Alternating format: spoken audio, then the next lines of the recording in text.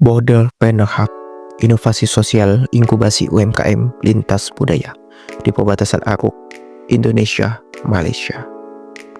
Bedrus Soleh, Ayatullah Ajmi, dan Tasya Yonda, serta Ibu Sutri Junida SSOS MSI adalah penulis serta pembimbing dari judul ini. Kawasan pesisir Aruk adalah kawasan perbatasan yang ada di Indonesia, berada di Kabupaten Sambas, Kalimantan Barat. Kawasan dengan sumber daya alam yang berlimpah, namun masih bergantungan pada perdagangan informal lintas perbatasan. 2021 adalah perubahan besar untuk masyarakat pesisir Aruk. Resmi berdirinya PLBN, Pos Lintas Batas Negara, memberikan perubahan besar terhadap cara masyarakat Aruk dalam bertransaksi. Perubahan yang besar memberikan titik positif dan negatif terhadap masyarakat. Ekonomi yang diharapkan mampu memberikan kesejahteraan tidak sesuai dengan keinginan dan perencanaan.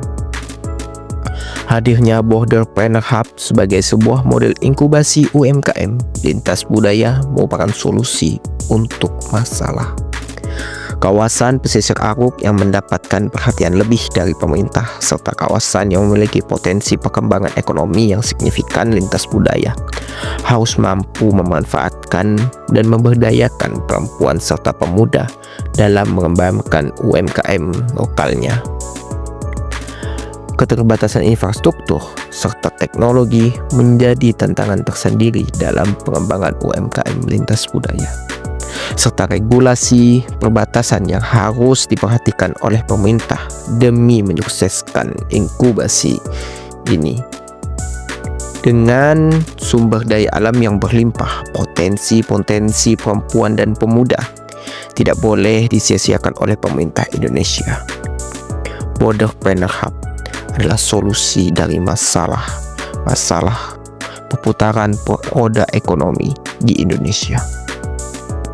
Kerangka model bisnis. Segmen pelanggan utama dari Border Planner Hub adalah pelaku UMKM di kawasan perbatasan Aruk yang terdiri dari berbagai etnis seperti Dayak, Melayu, dan Tionghoa. Proposisi nilai Border Planner Hub adalah mendukung UMKM lokal melalui inkubasi, pelatihan kewirausahaan berbasis budaya, digitalisasi, dan branding untuk memperkuat daya saing produk budaya Aruk di pasar nasional dan lintas batas. Saluran distribusi utama dalam model bisnis Border Planner Hub meliputi pemanfaatan marketplace digital seperti WhatsApp Business dan platform e-commerce, partisipasi dalam pameran budaya untuk menarik pasar nasional dan internasional, serta pemanfaatan jaring diaspora sebagai mitra distribusi informal, khususnya untuk pemasaran ke negara tetangga seperti Malaysia. Hubungan pelanggan dalam Border Planner Hub dibangun secara partisipatif dan berbasis komunitas, serta LSM budaya yang mendukung penguatan identitas budaya, produk, dan pengembangan pasar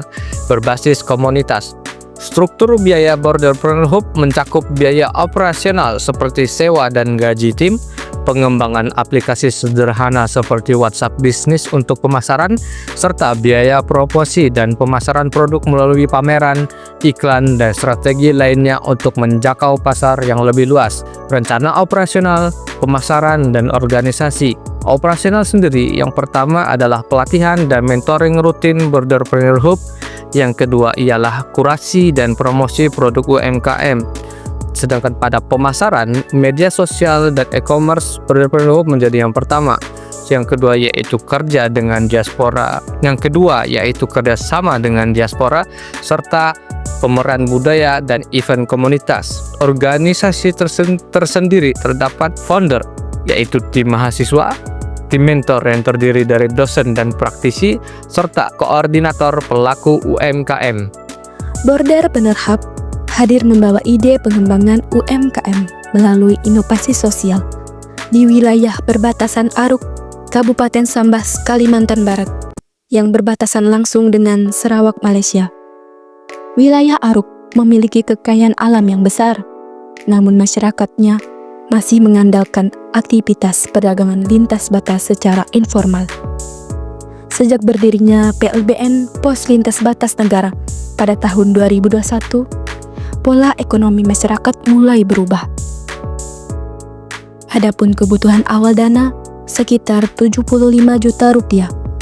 Adapun alokasi dana 40% untuk kegiatan operasional, 30% untuk pelatihan dan pendampingan, 20% untuk digitalisasi UMKM, 10% untuk promosi dan pemasaran.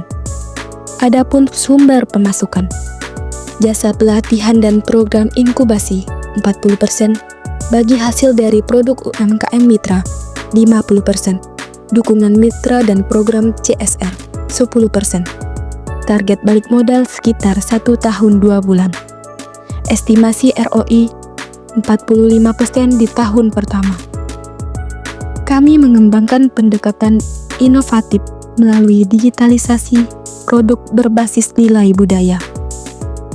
Pemanfaatan platform Masabusiness untuk transaksi, penggunaan alat produk sederhana, teknologi tepat guna, promosi melalui media sosial dan e-commerce. Inisiatif ini mendukung tema KBMK 2025, yaitu hilirisasi dan industrialisasi dengan fokus pada pengolahan hasil lokal.